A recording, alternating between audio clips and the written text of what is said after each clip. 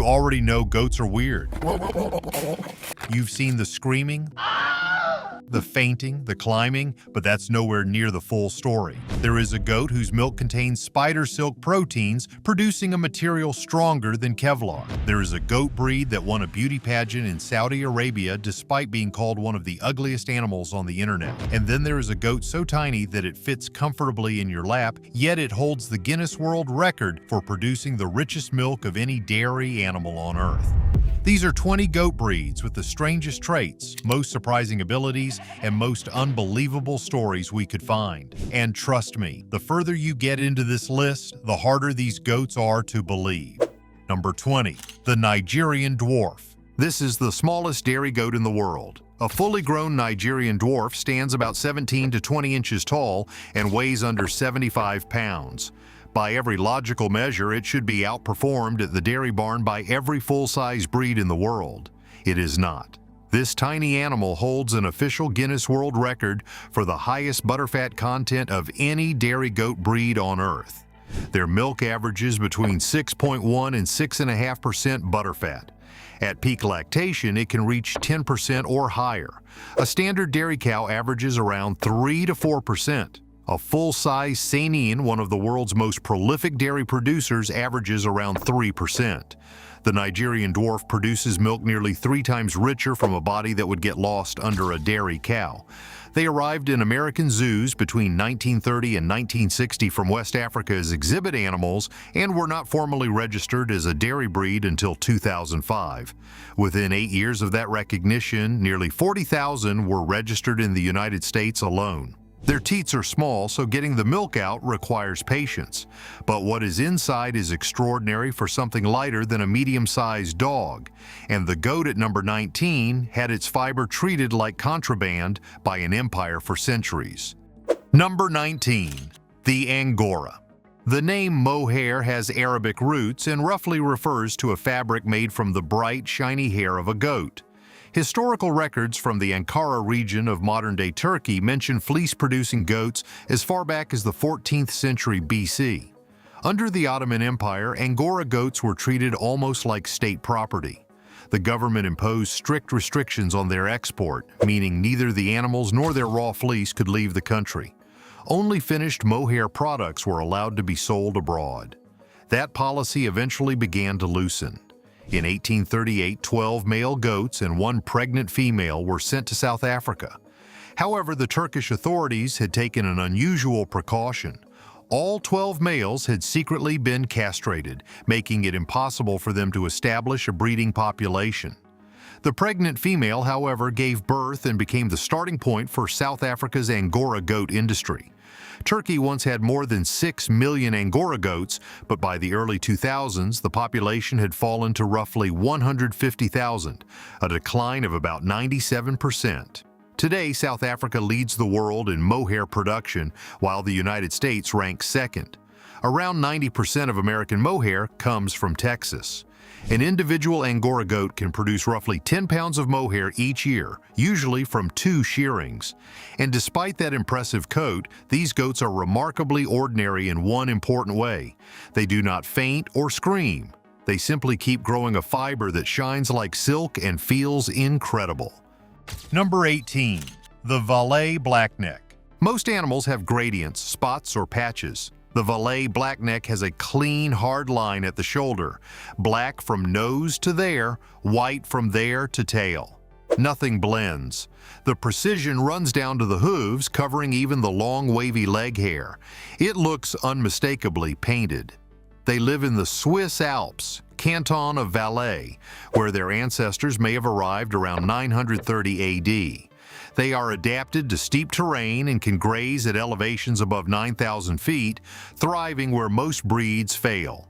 In the late 1960s, the total population fell below 200 animals before conservation stepped in and stabilized them. Then in 2021, conservationists discovered the Valais blackneck was actually 4 separate breeds. A copper-necked variant, a gray-necked variant, and a pure white variant called the Simplon goat had all coexisted alongside the black version for centuries, excluded from recognition in 1938 when the breed standard only accepted black. The Swiss conservation group Pro Specie Rara found them, had their DNA sequenced, and secured formal recognition for all four. The breed most people call the panda goat was all along only 1/4 of a larger family. And the goat coming up next has a face so unusual that people who see it for the first time assume something went medically wrong. Number 17. The LaMancha. Of the hundreds of recognized goat breeds in the world, only one was developed in the United States, and its most defining trait is that it appears to have no ears. LaMancha goats do have ears, they are just extremely small. There are two official types, gopher ears, which are essentially non-existent, and elf ears, which max out at 2 inches. When you look at a LaMancha face head-on, there is a smooth, almost reptilian area where ears should be. People who see them for the first time assume something went wrong. Nothing went wrong. This is the standard. A single woman built this breed. Her name was Eula Fay Frey. Working from California in the late 1920s, she spent decades crossing short-eared goats with Nubians, Toggenburgs, French Alpines, and Oberhaslis. She stopped accepting outside genetics in 1957 and bred LaMancha to LaMancha only. The breed was formally registered on January 27, 1958, with approximately 200 foundation animals accepted. The ear trait is genetically dominant. A LaMancha buck with gopher ears passes it to nearly every offspring. The breed is now present in 41 states and ranks among the most popular dairy breeds in North America. What Frey created had never formally existed before. Number 16. The Markhor. The Markhor is Pakistan's national animal. It lives at elevations of up to 12,000 feet in the Karakoram and Himalayas. Its name comes from Persian words for snake and eater because ancient folklore held that it hunted and killed serpents with its horns. There is no scientific evidence this is true. What is documented is that the cud it chews produces a foam-like substance that dries on the ground, which villagers have traditionally used to draw out snake venom. The horns are the spectacle. Male horns can reach up to 63 inches in length, among the most dramatic of any animal on Earth. By the 1990s, the global population had fallen to fewer than 2,500 animals due to hunting and poaching. A community-based program that gave local villages a share of regulated trophy hunting fees reversed the decline. In 2015, the IUCN downgraded the Markhor from endangered to near threatened. The population now stands above 5,000. Modern research has found that Markhor genetics may have contributed to several domestic breeds, including the Angora and the Changtangi we will see at number 1. The Markhor stands near the origin of entire domestic lineages. Number 15. The Damascus goat. Here are the 2 facts about the Damascus goat. Fact 1. The internet has repeatedly listed it among the ugliest animals alive. Bulging forehead, jutting underbite, flattened nose, long pendulous ears, and an overall appearance one writer described as what you get if you type nightmare goat into an AI image generator. Fact 2. In June 2008, at the Mazayan Almaz competition in Riyadh, Saudi Arabia, a Damascus goat named Car won the title of Most Beautiful Goat. Both facts are true at the same time.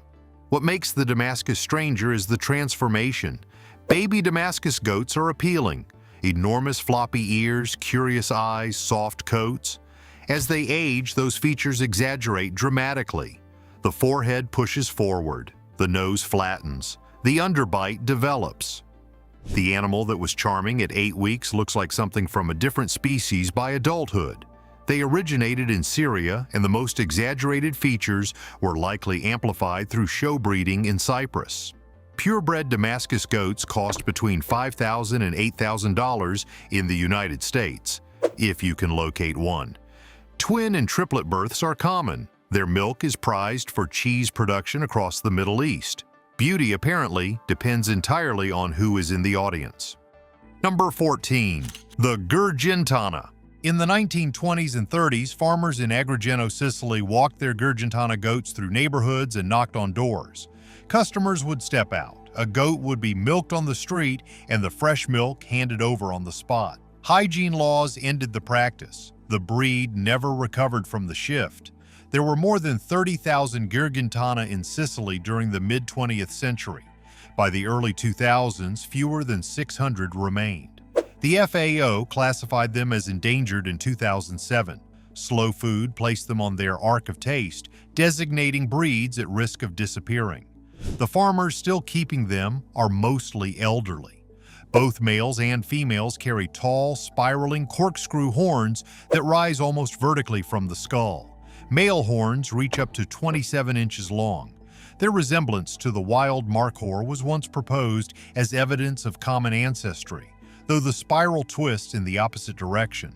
Their true origin, whether from Greek colonists around 700 BC or Arab invaders in the 9th century AD, remains unresolved. This is a breed that has occupied one corner of Sicily for potentially 2,000 years, with a face you would not forget and almost no one left to keep it alive. Now let's see the breed the internet calls a monster and Saudi Arabia crowned the most beautiful goat on earth. Number 13. The Toggenburg. The Toggenburg is not flashy. No extreme horns, no unusual coat, no viral moment. What it has is something none of the other breeds on this list can claim. The longest documented history of any dairy goat in the world. Records of the Toggenburg breed date to the 17th century in the canton of St. Gallen, Switzerland, making it the oldest registered dairy goat breed in the world and one of the oldest registered breeds of any dairy animal. The formal herd book was started in 1890. They were exported from Switzerland in the late 19th and early 20th centuries and became foundational to dairy goat programs across Europe and North America. Cold-tolerant, consistent producers with long lactation cycles, they have been selectively bred for over 400 years, one of the longest continuous breeding programs for any dairy animal on record. You are looking at a breed that was already an established dairy animal when most other breeds on this list were centuries from existing in their current form. Every Alpine, every Saanen, every dairy cross in a barn somewhere today traces influence back to a tradition the Toggenburg predates. That kind of record cannot be bought or engineered quickly. You simply have to still be there after 4 centuries of continuous selection. Number 12. The Fainting Goat. In the early 1880s, a man named John Tinsley arrived in Marshall County, Tennessee with 4 unusual goats. No one knows where Tinsley came from. Accounts suggest Nova Scotia, but records are thin. He sold the goats and moved on. These goats do not faint. What happens is a genetic condition called myotonia congenita, caused by a single mutation in the CLCN1 gene. When startled, muscle cells fire rapidly, but the chloride channels that allow them to relax are defective. The result is a full-body muscle lock lasting 5 to 20 seconds. The goat stays completely conscious throughout. It is not painful. Some fall over.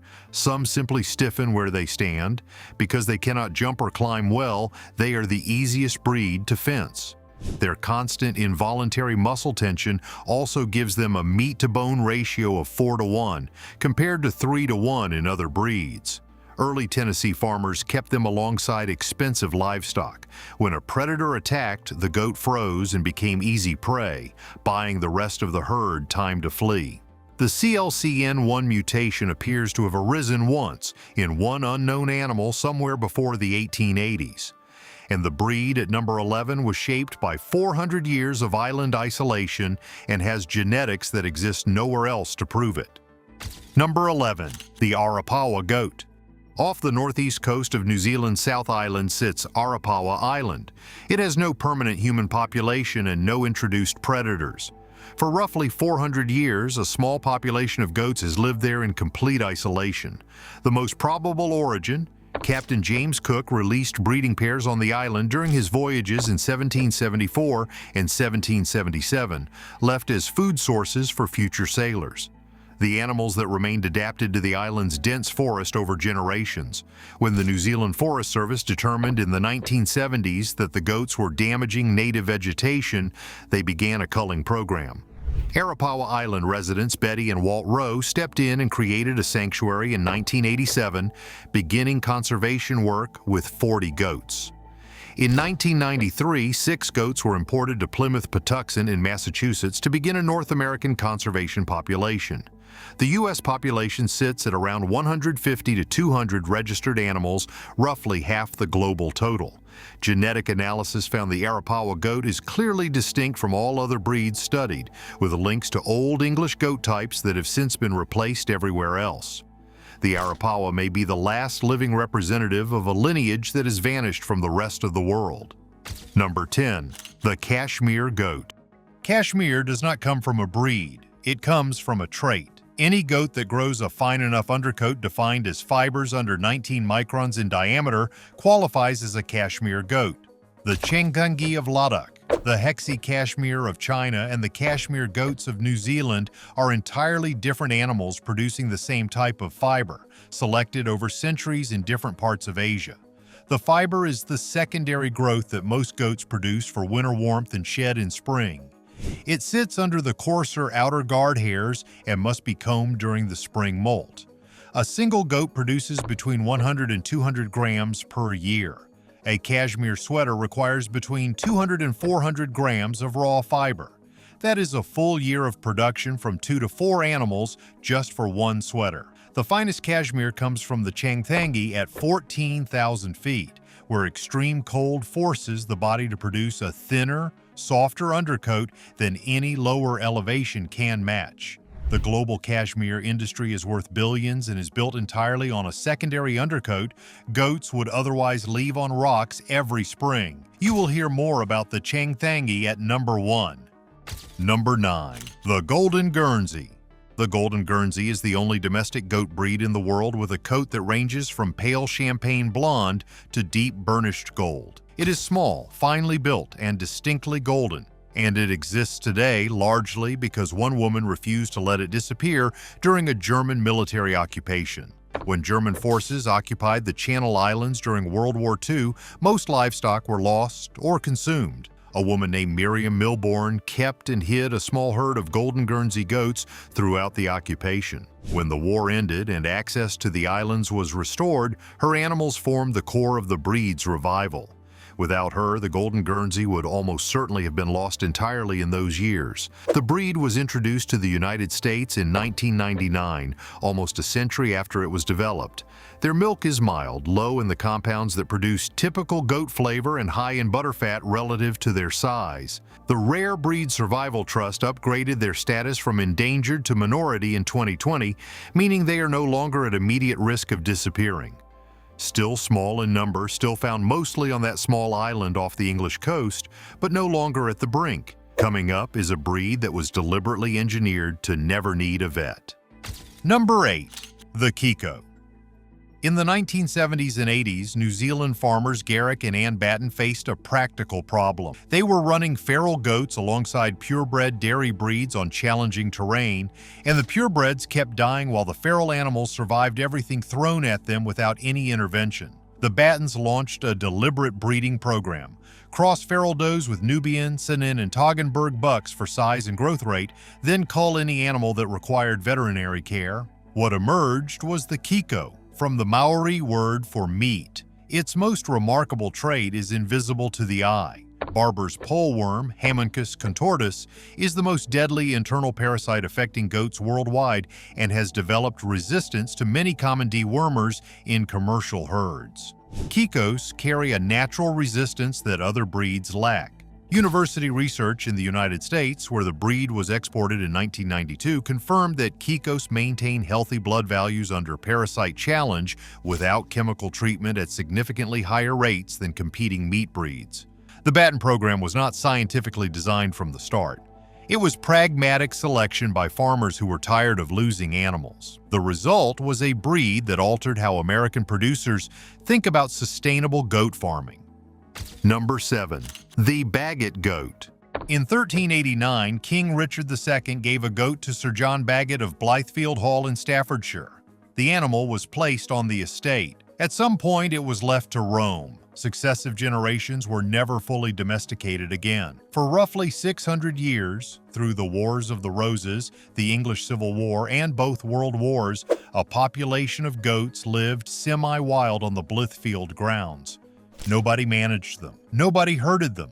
They bred as they chose, wintered in the park, and were observed but left alone. 6 centuries of goats, and not one generation was ever herded into a barn. By the 1980s, the herd had grown too large for the estate to support, and most animals were culled. Survivors were dispersed to conservation herds and wildlife parks. The rare breeds. Survival Trust currently classifies them as vulnerable, with between 200 and 300 breeding females across the United Kingdom. Their coats still carry the same black and white two-tone pattern as the original. They are living evidence that one animal given to an English king and then forgotten can survive for over 600 years if mostly left alone. Number 6. The Nubian. Anglo-Nubian goats, known in the United States simply as Nubians, are recognizable by 2 features: the long pendulous ears that hang well below the jaw, and the Roman nose with its dramatic convex arch. They are also, by near universal agreement among goat keepers, extremely vocal. Their ancestors were goats from North Africa and India, long-eared breeds with heat tolerance and a strong natural voice, crossed with British goats in the late 19th century. That crossing combined the pendulous ears, Roman nose, and vocal tendencies of the African and Indian animals with the dairy output and size of the British breeds. Nubian milk averages around 4.5% to 5% butterfat, the highest of any full-size dairy goat breed. It is richer and less sharp-tasting than milk from the Swiss breeds, popular for artisan cheese production. The screaming is not an exaggeration. Nubians vocalize when hungry, when separated from herd mates, or when they simply feel like it. Neighbors of Nubian farms have contacted emergency services, certain they were hearing a person in distress. Despite the noise, they remain among the most popular dairy breeds in the country. Number 5. The Alpine Ibex.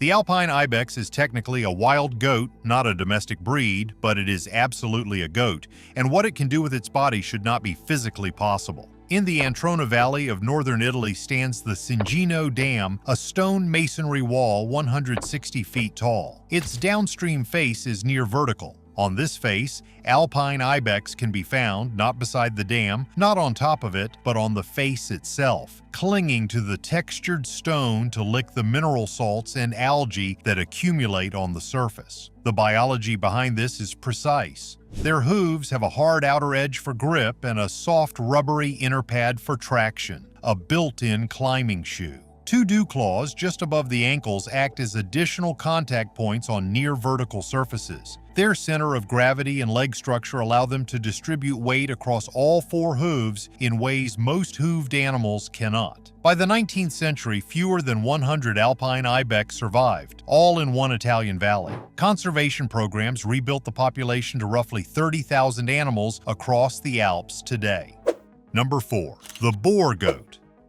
Male Boer goats average around 250 pounds. Females peak around 200. They were developed in South Africa's Eastern Cape from around 1920, bred for meat by selecting the largest and fastest growing animals from indigenous Khoikhoi populations crossed with European and Indian breeds. Before the Boer existed, Spanish goats were widely considered the best meat goat in the world. The Boer made that judgment obsolete within a generation. Their meat-to-bone ratio outperforms virtually every competing breed. Daily weight gain under good conditions beats almost any other goat. Their heads are reddish-brown, their bodies white, and their build is unmistakably that of an animal designed to convert feed into muscle as efficiently as possible. They were introduced to the United States in 1993. Within a decade, they had transformed the American meat goat industry. They are now found in every U.S. state on every continent except Antarctica, and are the dominant commercial meat goat breed across much of the world. A breed that did not exist before 1900 had reshaped global goat production before 2000. That is how quickly a single well-built animal can change an entire industry.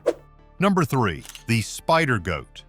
Spiders cannot be farmed. They are territorial and cannibalistic. Keep too many in one space and they kill each other. This is a problem because spider silk is one of the most extraordinary materials on Earth, stronger than Kevlar by weight, elastic, and biocompatible. You need spiders to make it. You cannot farm spiders. In the 1990s, a Montreal-based biotech company named Nexia Biotechnologies, funded in part by the United States military, proposed a solution. They inserted the spider's dragline silk gene into goat embryos, placing it under the same control as the proteins in goat milk, so it would only activate during lactation. Their milk looked completely normal, but contained spider silk proteins that could be spun into fiber. Nexia trademarked the material as BioSteel, reporting tensile strength 7 to 10 times that of high-grade steel by weight. Nexia went bankrupt in the early 2000s. Dr. Randy Lewis continued the research at Utah State University, where a herd of around 30 spider goats was maintained for over 2 decades, each producing roughly 2 grams of spider silk protein per liter of milk. These goats carry one gene from an animal they will never meet, producing a material their bodies have no evolutionary reason to know about. Number 2. The Bezoar Ibex. This is not just a breed. This is the origin. Genetic studies confirm that every domestic goat on Earth descends from the Bezoar Ibex, a wild goat native to the Zagros Mountains of modern-day Iran, all 1 billion of them. Every animal on this list, all from one wild goat in one mountain range. Domestication happened once or in a very small number of closely related events approximately 10,000 years ago. The people of the Neolithic Near East brought wild Bezoar Ibex into managed herds. From that single event, goats spread across every inhabited continent and diversified into hundreds of breeds shaped by the needs of the humans raising them. Bezoar Ibex still exist, living in the Zagros and Taurus mountain ranges in Turkey, Iran, and Iraq. They look almost exactly like a large wild version of a domestic goat. The Bezoar Ibex is currently listed as vulnerable on the IUCN Red List, with populations declining due to hunting, habitat loss, and competition with the domestic animals it produced. The original ancestor of 1 billion living animals is now at risk partly because of those very animals. Number 1. The San Clemente Island Goat. San Clemente Island sits about 68 miles west of San Diego, owned and operated entirely by the U.S. Navy. Goats were introduced to the island in 1875 and left completely unmanaged for nearly a century. No predators, no outside genetics, no human guidance. They adapted to the terrain and bred freely across generations. By 1972, a Navy survey counted 15,000 goats on the island, and officials determined the animals were damaging native vegetation. A systematic removal program began. By 1980, roughly 4,000 animals remained. The Navy then proposed a helicopter shooting program to finish the job. The Fund for Animals sued to block it, bought time, and moved the surviving goats to mainland farms and sanctuaries. A DNA study found that the San Clemente goat is a genetically distinct breed, unrelated to every other breed tested. A century of unmanaged island life had created something found nowhere else on Earth. The Livestock Conservancy lists them as critical, with a global population of roughly 1,400 animals. This is a breed that only survived because someone took the Navy to court. From screaming Nubians to wall-climbing Ibex, which goat had the strangest ability in your opinion? Let us know in the comments, hit that like button, and subscribe for more surprising discoveries from around the world.